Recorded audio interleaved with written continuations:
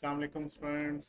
अब तक हम अपने तीनों मेथड्स को डिस्कस कर चुके हैं कि कैसे हम नेशनल इनकम जो है उसको कैलकुलेट कर सकते हैं। और अगर हम उन तीनों मेथड्स की जो है वो एक समरी देखें तो ये तीनों मेथड्स क्या थे।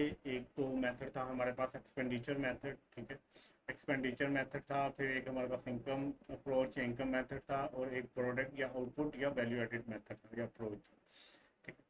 इसमें हमने कहा था, जब हम एक्सपेंडिचर मेथड की बात करते थे तो हमने कहा था कि सी प्लस आई प्लस जी प्लस एक्स माइनस एम, अगर हम ये इन सब चीज़ों को सम कर लें तो उसके बाद इसमें से लेस कर दें इनडायरेक्ट टैक्स और ऐड कर दें सब्सिडीज, ठीक है, तो हमारे पास क्या आता है, जीडीपी एट फैक्टर कॉस्ट आ जाती है। और अगर हम इन दो चीज़ों को नहीं एडजस्ट करते थे, लेस करते थे, इंडायरेक्ट टैक्स को और एट सब्सिडी को नहीं करते थे, तो हमारे पास जीडीपी तो आ जाती थी, बट वो आ जाती थी एट मार्केट वैल्यू, ठीक है, तो मार्केट प्राइस पे आ जाती थी, ठीक है। और अगर हम इन दो को लेस कर देते थे तो हम कहाँ पे पहुंच जाते थे, हम पहुंच जाते थे जीडीपी एट फैक्टर कॉस्ट, ठीक है। ये हमारा एक्सपेंडिचर मेथड था। फिर हमने इनकम अप्रोच पढ़ी, इनकम मेथड पढ़ा, उसमें कहा हमने कहा कि वेजेस बिफोर टैक्स अगर हम ले लें, ठीक है, रेंटल इनकम बिफोर टैक्स ले लें, इंटरेस्ट इनकम बिफोर टैक्स ले लें और प्रॉफिट बिफोर टैक्स ले लें और एक्सक्लूड कर दें ट्रांसफर पेमेंट को, तो आपके पास जो आंसर आएगा वो होगा जीडीपी एट फैक्टर कॉस्ट, ठीक है।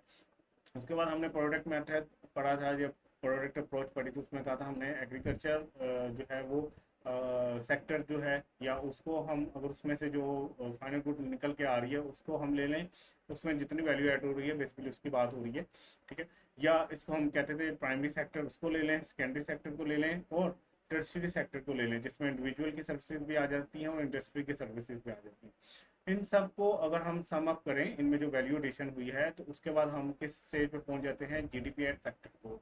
तो आप जरा आप इसको एनालाइज करें कि तीनों मेथड्स के साथ जो इनिशियली आप जिस स्टेज पे पहुंचते हो वो पहुंचते हो जीडीपी एट फैक्टर कॉस्ट, ठीक है। और अगर हमने नेशनल इनकम पे पहुंचना है, जीडीपी भी एक नेशनल इनकम की एक फॉर्म है, ठीक है, लेकिन अगर हमने एक्चुअल नेशनल इनकम पे पहुंचना है तो फिर हमें हमें इसमें नेट फॉरेन इनकम ऐड करनी होती थी, तो हम जीएनपी एट फैक्टर कॉस्ट पे आ जाते थे, और उसमें से अगर डेप्रिसिएशन लेस कर देते थे तो एनएनपी एट फैक्टर कॉस्ट पे या नेशनल इनकम पे आ जाते थे। तो ये पूरी समरी है इस पूरे चैप्टर की, ठीक है। तो ये हमने कर लिया। अब ये हमारा ये वाला पोर्शन हो गया कंप्लीट। अब हम इस चैप्टर को कंक्लूड करते हैं, इस चैप्टर को ख़त्म करते हैं, तो हम कुछ जो है ना वो ओवरऑल इस पूरे चैप्टर से रिलेटेड जो है ना वो कुछ डिफ़िकल्टीज होती हैं, जिसमें किसी भी मेथड के साथ आप चले जाओ, किसी भी अप्रोच के साथ चले जाओ, इनमें कुछ डिफ़िकल्टीज आ रही होती हैं जब आप मेजर कर रहे होते हो नेशनल इनकम को। उन डिफ़िकल्टीज का जिक्र कर लेते हैं, ठीक है। एक डिफ़िकल्टी तो ये होती है कि आपके पास लैक ऑफ ट्रेन स्टाफ होता है। देखो, किसी भी मुल्क ने अगर अपनी नेशनल इनकम कैलकुलेट करनी है तो नेशनल इनकम कैलकुलेट करना कोई आसान काम तो है नहीं। आपको हर इनकम के बारे में पता होना चाहिए, पूरी इकोनॉमी में कहाँ कहाँ इनकम हो रही है, कहाँ कहाँ गुड एंड सर्विसेज बन रही हैं, कौन से फैक्टर प्रोटेक्शन है जिनको इनकम मिल रही है। या अगर एक्सपेंडिचर मेथड की बात करें तो कंज्यूमर कितना जो है वो खर्च कर रहा है, इन्वेस्टर कितनी इन्वेस्टमेंट कर रहा है, गवर्नमेंट कितनी स्पेंडिंग कर रही है, कितनी एक्सपोर्ट हो रही है, कितनी इंपोर्ट हो रही है। तो आप एक्सपेंडिचर मेथड के हिसाब से चलें तो आपको इन सारी चीज़ों का पता होना चाहिए। अगर आप इनकम मेथड के हिसाब से चलें तो आपको फैक्टर प्रोटेक्शन के जितने भी रिवार्ड्स हैं उनके बारे में डिटेल इंफॉर्मेशन चाहिए होगी, डिटेल डाटा चाहिए होगा। फिर अगर हम प्रोडक्ट मेथड की बात करें तो आपको आपको ये पता होना चाहिए कि हर सेक्टर, जो हमने तीन बेसिक सेक्टर्स में उसको डिवाइड कर लिया था, हर सेक्टर में कितनी वैल्यू ऐड हो रही है या कितनी की फिनिश गुड जो है वो प्रोड्यूस हो रही है, ये सारी चीज़ें आपको पता होनी चाहिए। ये सारी चीज़ें अपने पास पता करवाने के लिए या अपने पास इसका डाटा रखने के लिए, रिकॉर्ड मेंटेन करने के लिए आपको ट्रेन स्टाफ चाहिए, जिनको कुछ मैथ का पता हो, कुछ इकोनॉमिक्स का पता हो, ठीक है, कुछ कैलकुलेशंस करनी आती हो। तो ये सारी चीज़ें ट्रेन स्टाफ ही कर सकता है, और आमतौर पे जो डेवलपिंग कंट्रीज हैं उनके पास इतना ट्रेन स्टाफ होता ही नहीं है जो नेशनल इनकम के ऊपर काम कर सके, तो ये एक डिफिकल्टी होती है, ठीक है। आपको करना क्या होता है, आपको अगर नेशनल इनकम कैलकुलेट करनी है तो आपको पहले डाटा को कलेक्ट करना पड़ेगा, उसकी कलेक्शन करनी पड़ेगी, फिर उसको कंपाइल करना पड़ेगा, एक खास फॉर्म में लेके आना पड़ेगा, और फिर उसको एनालाइज करना पड़ेगा। डाटा को इन तीन फॉर्म से गुजारने के बाद आपके पास नेशनल इनकम वाला डाटा जो है वो कैलकुलेशन के काबिल हो जाएगा कि आप उसको कैलकुलेट करके नेशनल इनकम निकाल सकते, ठीक है। ये डाटा आम डाटा नहीं होता, ये स्टैट का डाटा होता है। आप लोग अभी स्टैट का सब्जेक्ट भी पढ़ रहे होगे तो आपको पता होगा कि ये इतना सिंपल डाटा नहीं होता। एक आम बंदा, एक जो है ना वो मैट्रिक पास बंदा इसको नहीं समझ सकता, ठीक है। तो आप बेसिकली क्या चाह रहे होते हो कि आपके पास कोई ट्रेन स्टाफ हो जिसकी मदद से आप नेशनल इनकम कैलकुलेट कर सको, लेकिन नॉर्मली ये लैक ऑफ ट्रेन स्टाफ होता है हर कंट्री या हर इकोनॉमी में। आपके पास इतने ट्रेन लोग नहीं होते कि जो स्टैटिकस डाटा जो होता है वो उसको कलेक्ट कर सके, कंपाइल कर सकें और एनालाइज कर सकें, ठीक है, क्योंकि ये हाईली टेक्निकल एक्सरसाइज है और इसके लिए आपको sufficient number of train staff members चाहिए होते हैं, जो कि बहुत मुश्किल काम है। तो एक तो डिफिकल्टी ये है कि आपको ट्रेन स्टाफ जो है ना वो कम होता है आपके पास, आपको वो नहीं मिल पाता। दूसरे नंबर पे ये है कि इलिटरेसी या अनरिलायबल रिकॉर्ड कीपिंग होती है। आपको पता है कि जब हम तीनों मेथड्स की बात करते हैं तो जो रिकॉर्ड है वो भी तो हो, उसको रिकॉर्ड को आप हासिल करोगे उसके बाद ही नेशनल इनकम कैलकुलेट कर सकोगे ना, ठीक है। और जो डेवलपिंग कंट्रीज होते हैं जैसे पाकिस्तान है, यहाँ पे जो बिजनेसमैन होता है, एक शॉपकीपर बैठा हुआ है, ठीक है, वो बंदा भी इतना शायद पढ़ा लिखा ना हो। आप एक मोहल्ले की दुकान में चले जाओ, वहाँ पे वो चीज़ें बेच रहा है, बट इतना वो पढ़ा लिखा नहीं होगा, उसके पास इतनी ज़्यादा तालीम नहीं होगी कि वो उसका एक प्रॉपर रिकॉर्ड मेंटेन कर सके, ठीक है। उसको अकाउंटेंट्स रखने पड़ेंगे जो कि कॉस्टली काम है। तो एक मसला ये भी आ रहा होता है, एक डिफिकल्टी ये भी आ रही होती है कि जो प्रोड्यूसर है ना, काफ़ी सारे प्रोड्यूसर वो अपना रिलायबल रिकॉर्ड ही नहीं रख सकते, ऐसा रिकॉर्ड या ऐसा डाटा मेंटेन ही नहीं कर रहे होते जिसके ऊपर रिलाई किया जा सके कि यार इसने जो रिकॉर्ड रखा हुआ ये बिल्कुल सही है, ठीक है। तो नेशनल इनकम कैलकुलेट करने के लिए आपके पास रिकॉर्ड होना चाहिए। तो रिकॉर्ड आपको कौन प्रोवाइड करेगा? जो आपकी फर्म्स हैं, जो आपके प्रोड्यूसर्स हैं, वो आपको प्रोवाइड करेंगे। लेकिन अगर उनके पास इतनी तालीम ही नहीं है कि वो उनको पता हो कि एक रिलायबल, एक अच्छा डाटा कैसे मेंटेन करना है, तो वो रिकॉर्ड मेंटेन नहीं कर सकेंगे, तो नेशनल इनकम को कैलकुलेट करने में डिफिकल्टी आएगा। उसके बाद है inadequate information pass bye poor collection procedure. आपने अब से कि कहीं से बंदे ढूंढ लिए, 10-12 बंदे ढूंढ लिए, आपने कहा ये वाला एरिया जो है ना इसमें से नेशनल इनकम के लिए जितना स्टैटिकल डाटा है ना वो आपने कल जाके ना वो गैदर करना है, ठीक है। फॉर एग्जांपल एक जगह पे 5 शॉप्स हैं, ठीक है, 5 शॉप्स हैं एक जगह के ऊपर, और आप उनसे कहते हो कि इनसे जाके रिकॉर्ड ले लो कि इनके पास जो थे वो कितनी फिनिश गुड थी और जो इन्होंने बेची है, ठीक है। या एक जगह पे 5 फैक्ट्रीज हैं, आप उनको कहते हो कि इनसे पता कर लो कि आप यहाँ पे से कि 1, 2, 3, 4 और ये 5 शॉप, आप इनसे पूछ लो कि कितनी गुड एंड सर्विसेज जो है आपने वो जो है प्रोड्यूस किए हैं या बेची। अब इनके लिए इनसे डाटा कलेक्ट करना है 5 शॉप से, इस काम को करने के लिए प्रॉपर टेक्निक चाहिए होगी, प्रॉपर प्रोसीजर्स लगाने होंगे जिनसे डाटा कलेक्ट किया जा सके। हमें पता है हमारी आवाम या बल्कि पूरी दुनिया में ये मसला है, ये बंदा है, ये इसको आपने भेजा कि इन 5 शॉप से डाटा कलेक्ट करना, ये क्या करेगा? इससे कलेक्ट करेगा, इससे कलेक्ट करेगा, इससे कलेक्ट करेगा, और फिर ये थक जाएगा तो ये कहेगा यार ये देखो इन तीनों में ऑलमोस्ट सेम डाटा है ना, तो हम अगर इन 2 शॉप से ना भी डाटा लें तो ये जो डाटा इससे आया है इसकी बेस के ऊपर अंदाजे से हम जो है ना 5 शॉप का डाटा बना लेते हैं, ठीक है। तो ऐसी सिचुएशन में जब आपके पास इंफॉर्मेशन पहुंचती है नेशनल इनकम की कैलकुलेशन के लिए, तो वो जो इंफॉर्मेशन होती है वो सही प्रोसीजर्स के थ्रू आई नहीं होती, ठीक है। तो ये भी एक मसला होता है कि आपके पास जो इनएडिकेट इन्फॉर्मेशन आ रही होती है, जो इन्फॉर्मेशन आनी चाहिए वो आपके पास आ नहीं रही होती, क्योंकि आप जब डाटा कलेक्ट कर रहे होते हो उसके ऊपर सही तरीके से आप प्रोसीजर्स ही नहीं लगा सकते, ठीक है। टाइम की कमी भी हो सकती है, आपके पास फंड्स की कमी भी हो सकती है, जिसकी वजह से आपके पास इनएडिकेट इन्फॉर्मेशन आती है, तो नेशनल इनकम को कैलकुलेट करने में डिफिकल्टीज आती है। अच्छा, फिर एक डिफिकल्टी ये है कि some income can not be recorded. कुछ ऐसी इनकम है जिसको हम रिकॉर्ड नहीं कर सकते। फॉर एग्जांपल, अगर किसी शॉपकीपर ने रिकॉर्ड ही नहीं रखा कि उसने कितनी चीज़ें बेची हैं, या किसी फैक्ट्री ने रिकॉर्ड ही नहीं रखा कि उसने कितनी चीज़ें बनाई हैं, तो वो नेशनल इनकम की कैलकुलेशन में वो, क्योंकि रिकॉर्ड ही नहीं है तो वो नेशनल इनकम में आ भी नहीं रहा होगा, ठीक है। तो कुछ ऐसी चीज़ें होती हैं जो इनकम का पार्ट नहीं बन सकती, उसके पीछे रीज़न ये होती है कि उसकी कोई प्रॉपर डॉक्यूमेंटेशन ही नहीं होती, या ब्लैक मार्केट में कोई गैर कानूनी एक्टिविटी हो रही है तो उसका कोई रिकॉर्ड नहीं होता। कोई शेडो इकोनॉमी या ब्लैक इकोनॉमी, ये सेम ही होता है कि आप कोई इलीगल बेच बूच रहे हो, स्मगल गुड्स बेच रहे हो, तो वो पाकिस्तान में बनी नहीं है, तो उसका आपके पास प्रॉपर जो है ना कोई ट्रांजैक्शन का रिकॉर्ड ही नहीं होगा। वो आपको रिकॉर्ड देंगे भी नहीं, वो बैंक में पैसे भी नहीं मंगवाएंगे, वो कैश कैश में रख के खेलते रहेंगे, ठीक है। तो ये होता है कि कुछ आपके पास रिकॉर्ड भी नहीं आ रहा होता। या कुछ ऐसी होती है नॉन मार्केट जो होती हैं एक्टिविटीज होती हैं, जैसे बार्टर सिस्टम। बार्टर सिस्टम क्या होता है कि आपने एक चीज़ बनाई, फॉर एग्जाम्पल आपको ना हलवा बनाना बड़ा अच्छा आता है, ठीक है, तो आपने ये हलवे की प्लेट बना ली। अब बेसिकली देखा जाए तो ये हलवा क्या है, एक फिनिश गुड है, आप उसको बेच सकते हो। आपके साथ एक और बंदा शॉप खोल के बैठा है, वो ना कस्टर्ड बड़ा अच्छा बनाता है, ठीक है, तो ये भी फिनिश गुड है, ये भी बेच सकता है। अब ये अगर मार्केट में बेचते हैं तो इसके अगेंस्ट इनको पैसे मिलते हैं, ठीक है।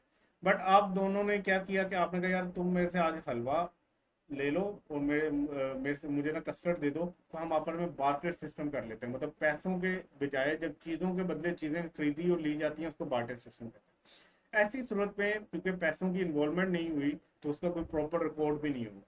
ठीक है, तो नेशनल इनकम में ये दो चीज़ें बनी तो सही, हलवा भी बना और कस्टर्ड भी बना, लेकिन इसका कोई रिकॉर्ड नहीं मिला, तो नेशनल इनकम सही तो कैलकुलेट नहीं हुई आपके पास, उसकी मेजरमेंट एक्यूरेट तो नहीं हुई। ठीक है, इसके बाद क्या होता है, प्राइस फ्लक्चुएशन। आप नेशनल इनकम कैलकुलेट करने के लिए डाटा गैदर कर रहे हैं। ठीक है, आप फॉर एग्जांपल कहें कि आपने 1 जनवरी 2024 से ये काम शुरू किया। ठीक है, और आपने पहले दिन में ही डिफरेंट चीज़ों के बारे में जो है ना वो इंफॉर्मेशन ले ली कि इसकी प्राइस इतने की थी, ये चीज़ इतनी बनी। फॉर एग्जांपल आपने कहा कि कार की प्राइस यहाँ पे जो है ना वो 30 लाख रुपया है। अभी आप इस प्रोसेस में हो क्योंकि आपने पूरी इकोनॉमी की नेशनल इनकम कैलकुलेट करनी है, पूरी कंट्री की अपनी नेशनल इनकम कैलकुलेट करनी है, पूरे कंट्री का डाटा आपने गैदर करना है। ये डाटा गैदर करते करते आपको हो गए 7 महीने। तो आज है 1 जुलाई 2024 से।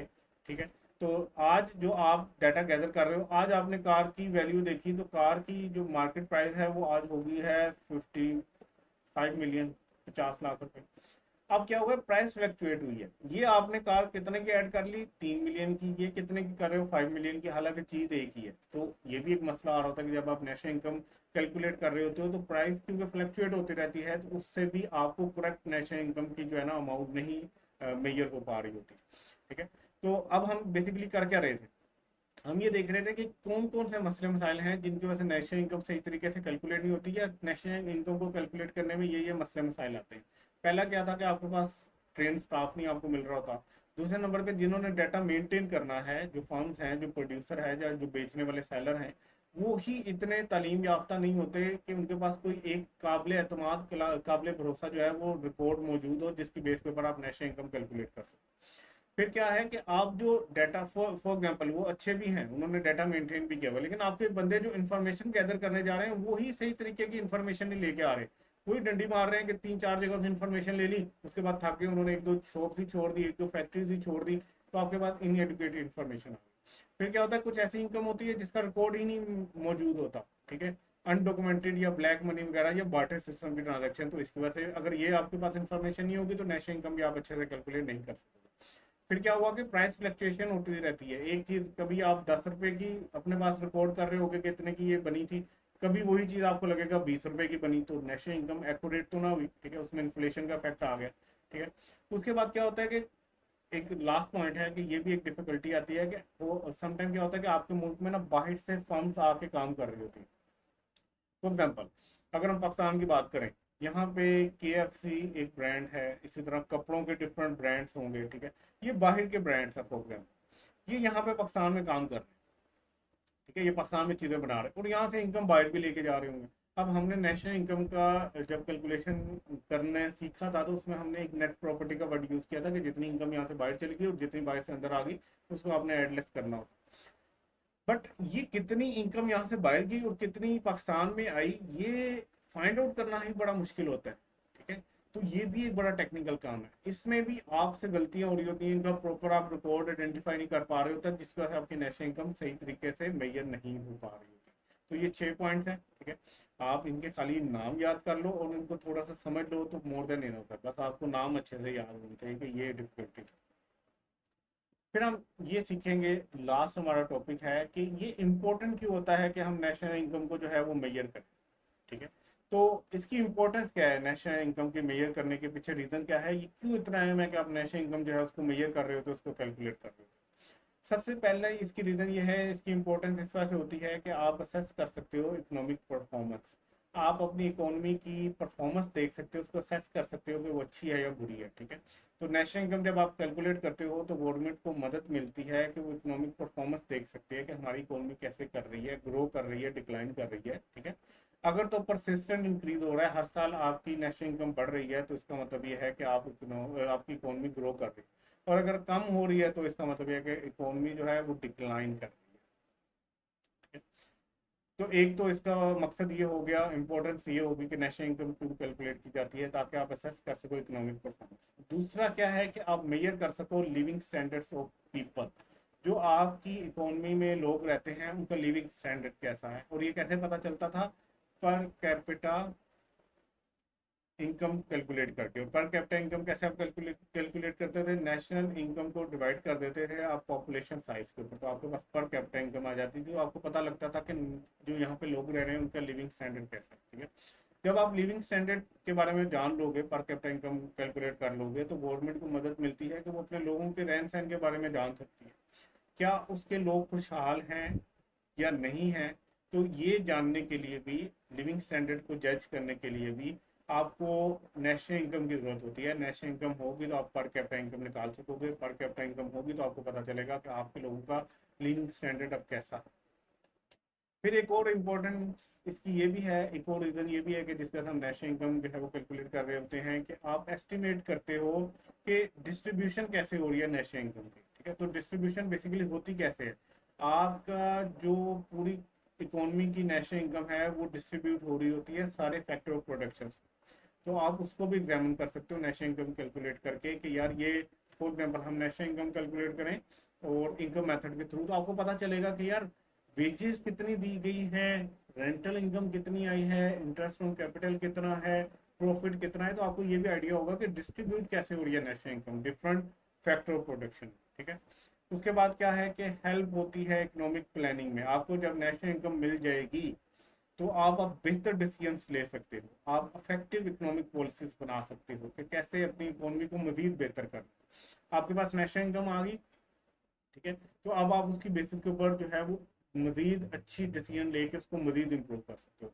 और लास्ट पॉइंट है कि आप कंपैरिजन कर सकते हो ग्रोथ का। आप अपने मुल्क की नेशनल इनकम देखो, आप दुनिया में बाकी ममालिक की नेशनल इनकम देखो, और देखो कि आप कैसे ग्रो कर रहे हो, आप बाकी ममालिक की निस्बत कहाँ पे स्टैंड कर रहे हो। ठीक है, तो ये सारी वो रीजंस हैं जिसकी वजह से हम नेशनल इनकम को मेजर कर रहे होते हैं। तो एक तो क्वेश्चन इस तरह भी पूछा जा सकता है कि नेशनल इनकम को कैलकुलेट करने की या मेजर करने की इंपॉर्टेंस क्या है, या ये भी पूछा जा सकता है कि रीजंस क्या हैं क्यों हम नेशनल इनकम को मेजर कर रहे होते हैं। तो उसका आंसर ये है। ठीक है, तो हमारा चैप्टर 5 कंप्लीट हुआ। इंशाल्लाह नेक्स्ट वीडियो में हम नया चैप्टर स्टार्ट करेंगे। अपना ख्याल रखिएगा। अल्लाह हाफिज़।